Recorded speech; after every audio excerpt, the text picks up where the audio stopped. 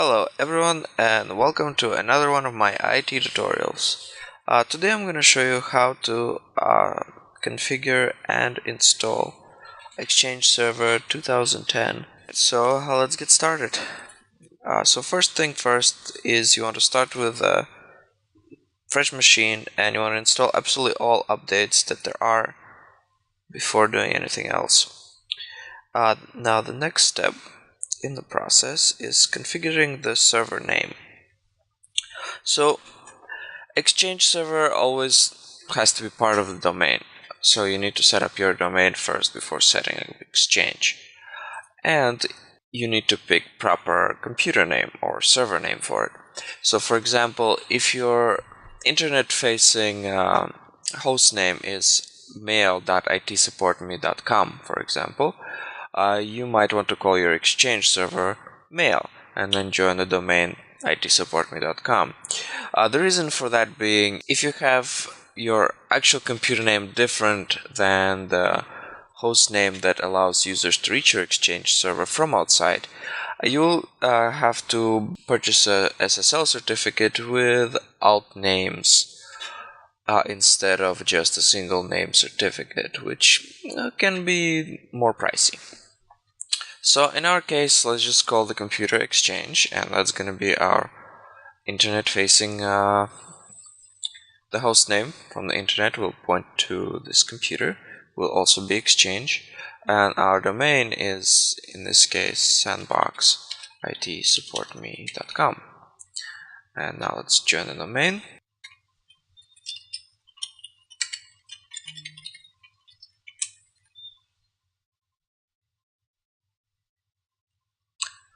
Alright, and now let's do a quick restart because that's what needs to be done after you join server to a domain. And I'll be right back. And we're back now that we're part of the domain. Let's log in into our domain.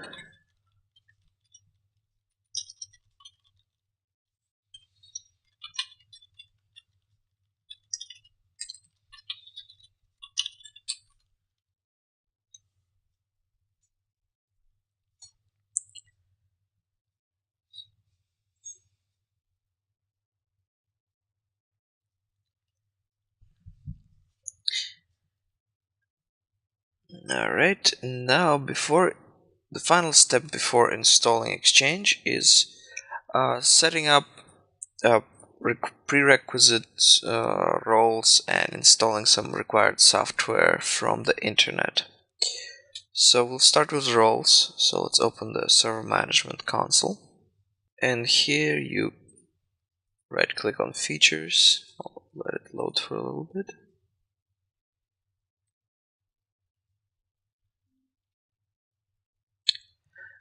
Notice guys, this is a virtual machine, so it might be a little slow. Your server should be faster in general. Alright, so what we want is net framework, not everything. We want just a net framework, and then we want RPC or HTTP proxy, and that requires IIS, so we just hit the add required features. And for net framework we actually also need HTTP activation, and that also requires IIS, so we add that. We need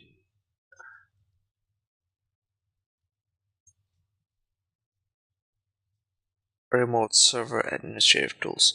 So here is a choice that you'll have to make. If your Exchange server is going to be installed on the same computer as your Active Directory, which is really not a recommended setup, you should always have your Active Directory separate from Exchange server. But if it is, then you don't have to pick this. If it's not, and it's a separate server, then you have to install Active Directory remote management or administration tools, and that is located in here. And you want just this one, the snap-ins and command line tools. Remember, not this, not ADLDS, ADDS. This is for low-level domain services or something like that. And then we hit next. Then we're going to go to the role services that we're installing. And here we leave everything by a lot of things by default, and we want ASP.NET, and we just hit add required features, and then we need basic authentication and Windows authentication and just authentication. Then you might want all kinds of content compression or both of them, and the most important one is installing all of the IIS 6 management compatibility. For some reason, Exchange Server, well, or at least earlier versions of Exchange Server, I mean prior to any service packs, had problems when IIS 6 management stuff were not installed. So just to be on the safe side, install them. Right, then hit install, and while that's doing, we need to actually activate one of the services manually. So we go to Administrative Tools, Services, and here you want to find net.tcp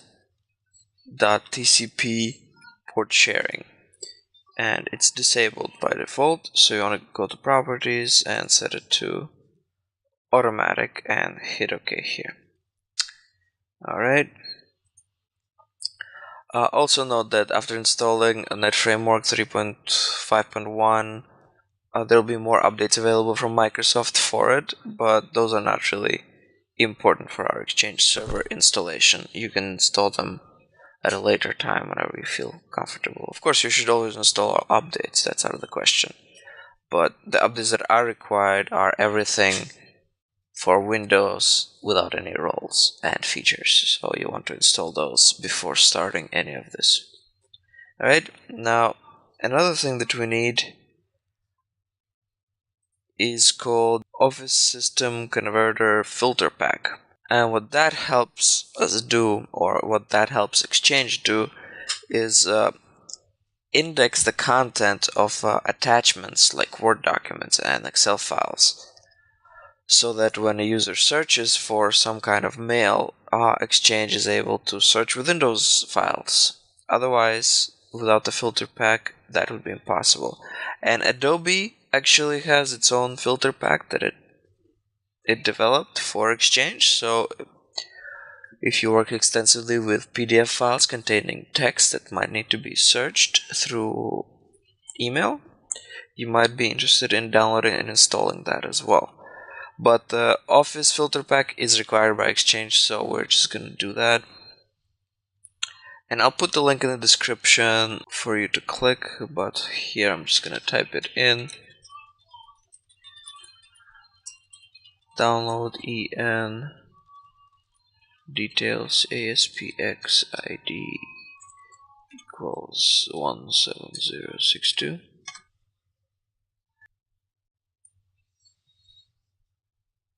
Right, and of course you always need to download just the one which corresponds to your system type. In my case, I'm installing Exchange 64-bit and I have a 64-bit system, so that's the one I need to download. And of course I'm in a protected IE mode, so I can't download it. Alright guys, I'll get back to this as soon as I'm done installing the features and roles. Alright, just hold on for a sec, I'll be back when this is done. Alright guys, it's done installing, and actually it doesn't even require us to restart with all these features installed. So just hit close. And one more thing I want to point out to you guys: if you're setting this up using an account that is not an administrator, I mean administrator, exactly, administrator, not a domain administrator or some other account, then you'll have to grant your account certain permissions, or it has to be added to one of the predefined groups in a domain. And the group that I'm talking about is the enterprise admins and schema admins. So if I was, for example, not an administrator user, or I was any other user, I would have to be a member of both of those groups in order to be able to install Exchange. Just a heads up. In my case, I'm like I mentioned before, I'm an administrator, so I have absolute all rights. Alright, so let's just disable IE security mode, set it to off. Now I should be able to download all the stuff that we want. Okay, let's run IE again. And I copied that link before, so let's paste it. And maximize. Now let's download again. Alright. And run. And we can close that. And we can actually close the server management console as well. So we just hit next here. And next here. And shouldn't take too long. So while it's installing, let's just open up computer. I have CD. Well, I have an ISO mounted to my virtual disk. So we'll just open that up and start the setup. It should have been mounted. Hold on.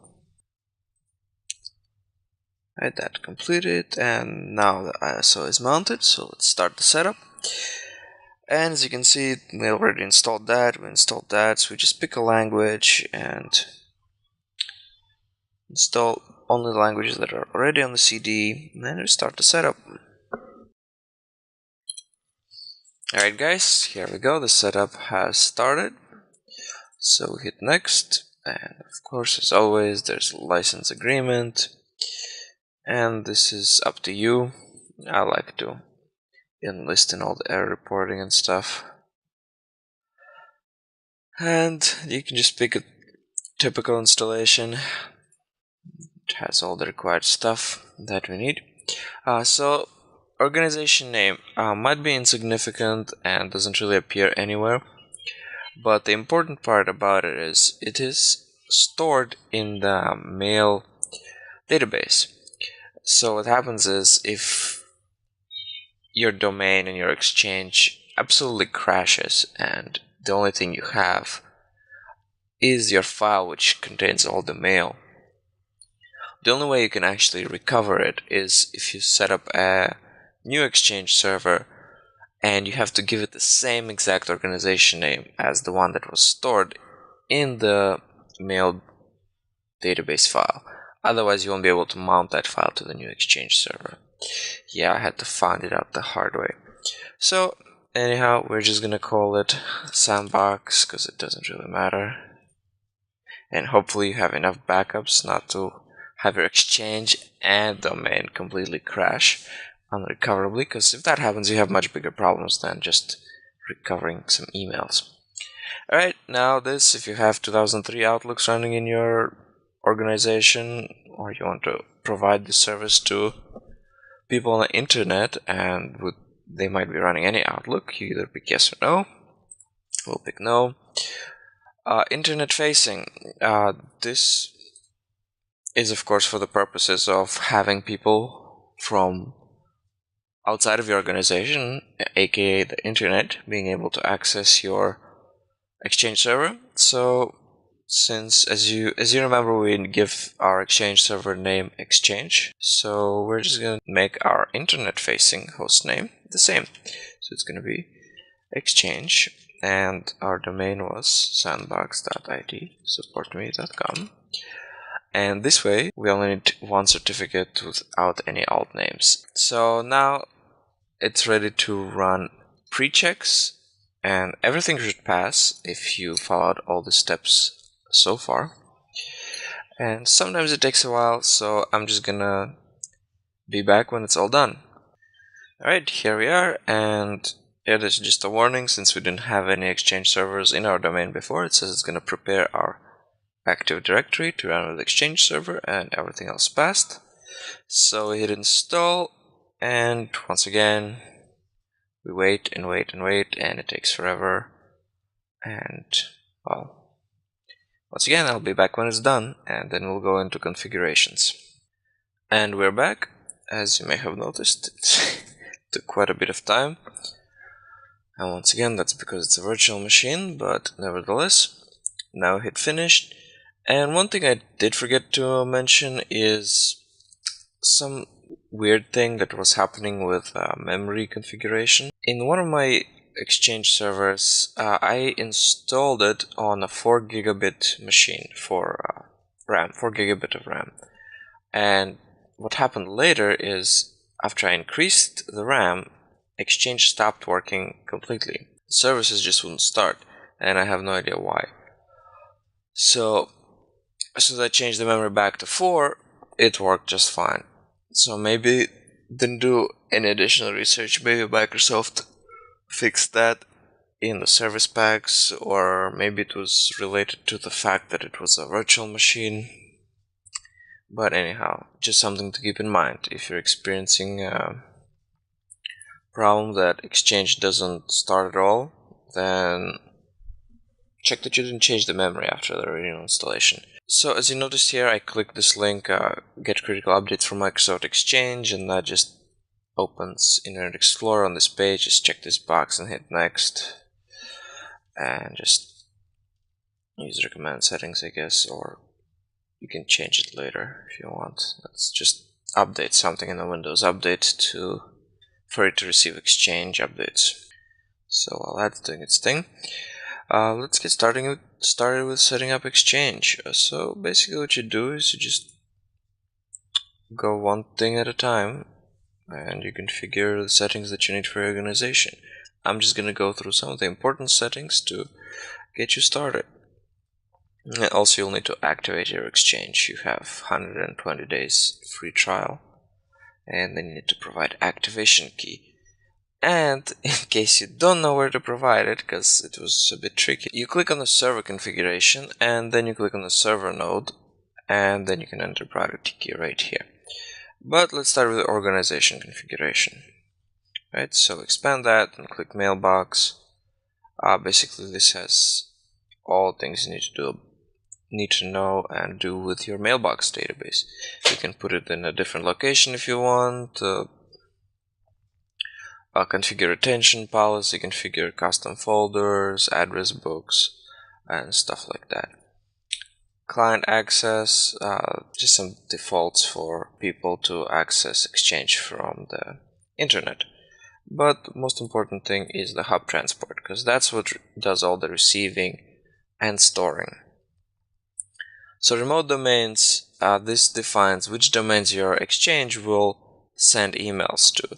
Of course, if it is if your Exchange server is going to be used for your organization to communicate with the entire world, you would just leave it as a star domain. If you want to limit your organization to just emailing within your organization or to the related companies and other Exchange servers of other organizations, then you would specify those related organizations' domains here, and then the Exchange will only send emails to those domains. Accepted domains, this tab specifies for which domains this Exchange server is responsible for. So if somebody sends an email to this Exchange server and it matches one of the accepted domains, it will be received by this Exchange server. So in our case, if anyone sends an email to, for example, administrator@sandbox.itsupport.com, this Exchange server will accept that email. If it's for any other domain, the email will be rejected. You can also configure this as an intermediary Exchange server through the new accepted domain or new remote domain setup wizard, but that's beyond the purpose of this tutorial, so we're not going to look at it. Right, next thing is the email address policy. Basically, when you add an account to Exchange, the email address, that default email address that gets created for that account, is specified by this policy. And you can configure different policies for different organizational units within your domain, thus having a more logical email structure. So this is up to you to explore. Transport rules, this is same thing as an Outlook rules, only it works on the server side. So you can create rules that copy messages, delete messages based on various parameters. Global settings allows you to set size limits and delivery blists. Alright, the important thing that we need to set is a send connector. This is what's actually going to be doing all the sending of messages that it receives from the client. So we go to the send connector, new send connector, and just can give it, you can call it anything you want. In our case, we're going to be configuring this Exchange server to be able to email to anyone in the world. So we just call it internet, and for intention was going to be internet. And hit next, and address space, we want to be able to send to everyone, so it's going to be a star address. Hit OK, hit next, and we want to use DNS MX record because that is the standard for determining which mail server is responsible for each domain. Hit next, and then it's going to ask you to pick a server. Since this Exchange server is the only server in our domain, that's the only one we have. And then we hit new, and we're done. Hit finish. Journal rules allow you to keep track of messages and statistics. Unified messaging we're not going to go into. Alright, next thing is server configuration. Mailbox, once again, just deals with our mailbox database and stuff. Client access. Here you can configure Outlook web app. By default it is disabled, so nobody will be able to access their email over the web browser, only if they have actual Outlook set up on their PC. Now you can enable it by simply hitting this option, and usually there's nothing wrong with enabling that. And once again, the external host name should be the same as which we entered during installation. So it was exchange.sandbox.it supportme.com, and we'll just leave basic authentication and hit enable. Alright, finish. Now Exchange control panel, that's also accessed once you have Outlook Anywhere enabled, and it's just, I never really went into configuration of this because, well, there's really nothing to configure. Nothing useful that I saw, at least. Alright, so Exchange Active Sync, that's for cell phones. Offline address book, once again, this is all for clients accessing their mailboxes through a web browser. POP3 and IMAP, this allows you to enable POP3 or IMAP features of your Exchange. But notice, if you configure it here, it doesn't actually enable the service. And if you're using Exchange, most probably you don't want to use POP3 because that contradicts the whole Exchange system. Unless if your organization has people who can't use Exchange and need to use POP3 or IMAP. So anyhow, if you do need to enable these, you need to go to Services, and you have to find the corresponding service for each of these features, and you have to set it to automatic.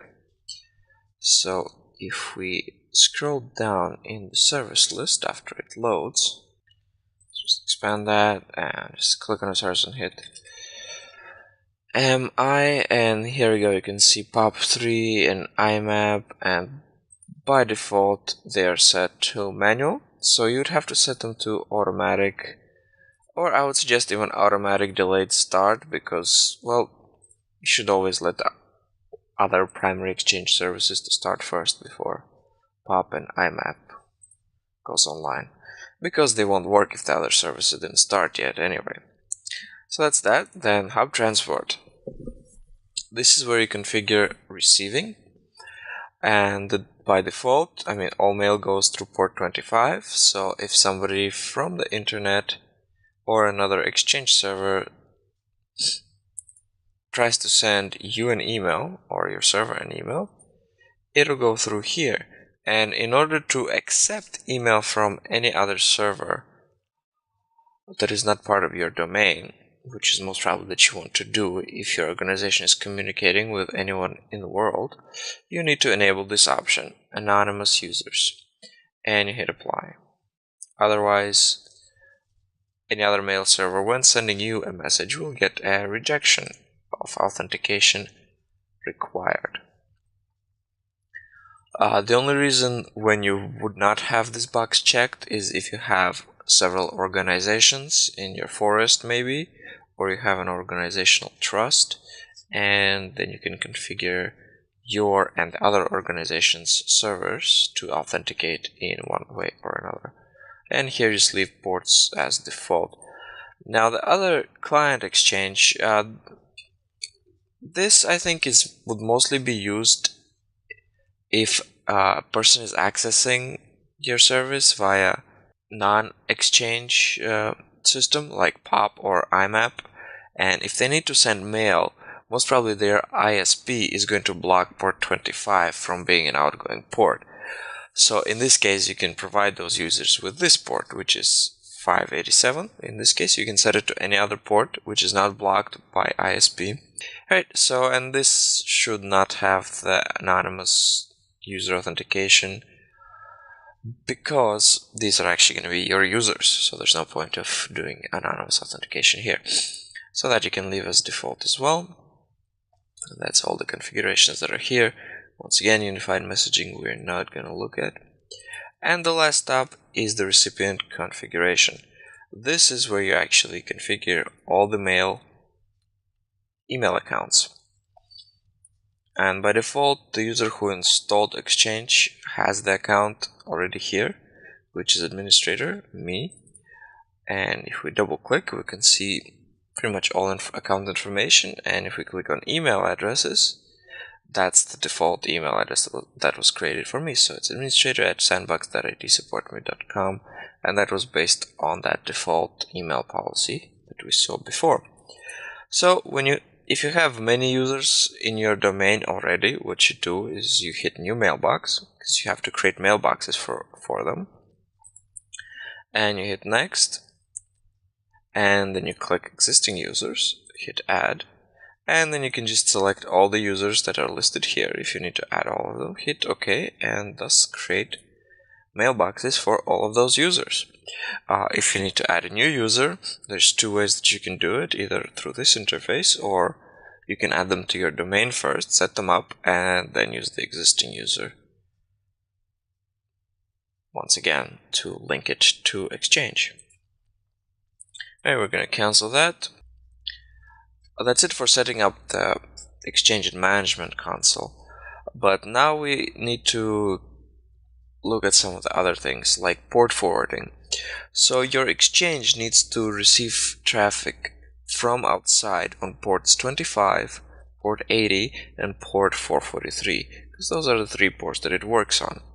So if your Exchange is not internet facing and you have a gateway in between, you would have to configure a gateway to forward port 25, 80, and 443 to your Exchange server. Notice that also prevents you from running a website behind the same IP address, because websites also use port 80 and port 443, so that means you need a static IP address dedicated just to your Exchange server. That's first. Now second, we can configure some of the aspects of IIS, and that's actually how you can request a certificate for your Exchange server as well. So let's open IIS Management Console, and we expand this, and if you take a look under certificates, Exchange creates a default certificate for itself. So here you can use create a certificate request and request your own certificate for the server. Now next, it's default website, and what you might want to do is enable HTTP redirect from the root folder, because if we do this, for example, maybe we'll try to access the default directory of localhost. Of course we get a certificate error, but if we override that, we see this, which is not what we want. We want users, whenever they type in our external hostname for Exchange, to be redirected to their Exchange login. So what you do here is you select the default website and you go to HTTP redirect and you hit redirect here, and then you do this / and OWA, and then redirect all requests, redirect only requests to the current directory. So if somebody is already going to OWA, we don't want them to be redirected again, because that will create an infinite loop of redirection. And here, well, it's permanent. I don't know if it doesn't really matter. And then you hit apply. And now, if somebody visits your Exchange server, they'll be automatically redirected to the OWA. And there we go, our Exchange login screen. Now, if we were to type our username and password,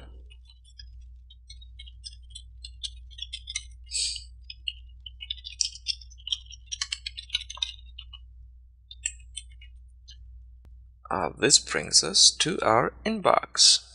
And from the inbox, you'll probably be able to send mail because, well, outgoing port 25 on the server usually works, but you won't be able to receive mail until you configure the MX records. And MX records, well, they're quite simple. A simple Google search will reveal that, but I'm sure I'll make a tutorial about DNS at some point, and there I will talk about configuring the MX records, of course. But it's not too complicated. I'm sure you can figure it out. And there we go. We have an Outlook pretty much identical to an Outlook interface directly via a web browser. Another thing though, if the user tries to access this without HTTPS, they just get redirected as a forbidden thing. You can override this behavior in a way, well, in a bit of different way. So let's just close this. So instead of doing this, you would put your full external URL here, and you would prepend it with HTTPS, and then you would put exchange.sandbox.itsupportme.com in my case, but since that host is not actually configured, well, actually it is, right? So we can just do that, and once again redirect all requests to this directory and hit apply. And another thing you want is if you go to SSL settings and you see this checkbox require SSL, you can uncheck that, hit apply, and now when the users try to visit the website without putting HTTPS in the front, they will still be properly redirected to the HTTPS site and presented with a login screen. And there we go, guys. Redirected to a proper location. Right, I think that about covers it. I mean, this is the very basic setup. There's a lot of things that you will learn about Exchange as you work with it and explore additional options. Feel free to ask questions. I'm sure there's going to be a lot of them, or at least there should be a lot of them, because it's a very impressive piece of software, the whole mailing servers and the way it's configured. So feel free to post your comments. I'll try to answer them in a timely fashion. I apologize in advance if I don't. But once again, thanks for watching. Likes are always appreciated, and your subscriptions as well.